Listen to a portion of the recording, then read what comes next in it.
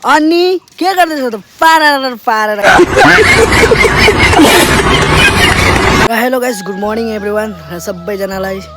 राधे राधे र म चाहिँ अहिले कहाँ जानु निक्लेको भनेर तपाईहरु सोचिराख्नु भएको छ होला र म चाहिँ अहिले जानु निक्लेको छु तिनसुकियामा मेरो भान्जाको बिहे छ अनि बिहेमा जानु निक्लेको र अहिले म चाहिँ छु गगामुख स्टेसनमा हैन गाइस पारेर अब जानु निक्लेको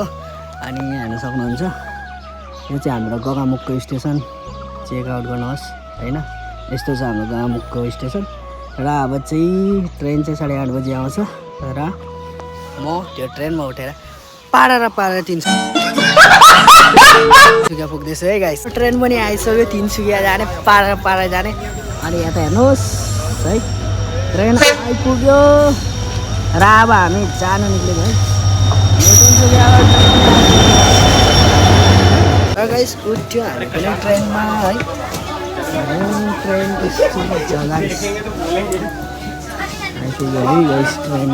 जग्गा पनि भेट्यो होइन मजा अङ्कलहरू आन्टीहरू आन्टीहरू अङ्कल छ म चाहिँ यहाँ अनि बिन्दासले 300 पुगिन्छ है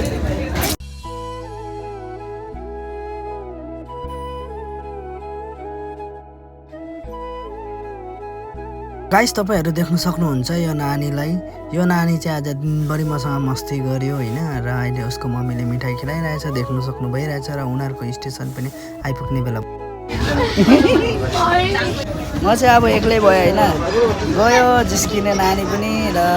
गाइस बल्ल बल्ल डिब्रुगढ आइपुग्यो अब मेरो लास्ट मन छ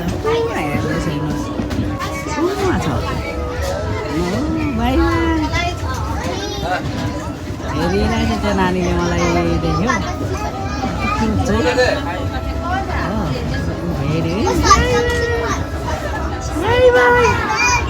र गाइस म फाइनली आइसकेको छु तिनसुकिया पुगेँ हैन तिनसुकिया र ट्रेनबाट पनि नामेँ अब म जाँदैछु हैन तिनसुकियाको टाउन एरियामा र तपाईहरुलाई देखाउँछु है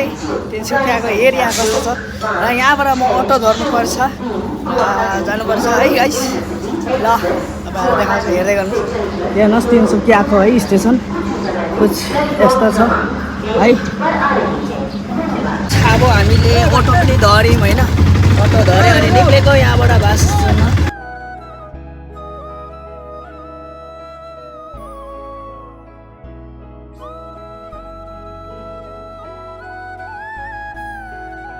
म चाहिँ बाँस स्टेसनमा आउँदैछु होइन यता हामी देखाउँछ यहाँ बाँस लागिरहेको रहेछ होइन अब यो बाँसमा चढ्नु पर्यो अलिक भित्रतिर हुन्छ होइन बाँस हेरौँ नै र गाइस फाइनली म बोर्दुङसँगको बाँसमा उठेँ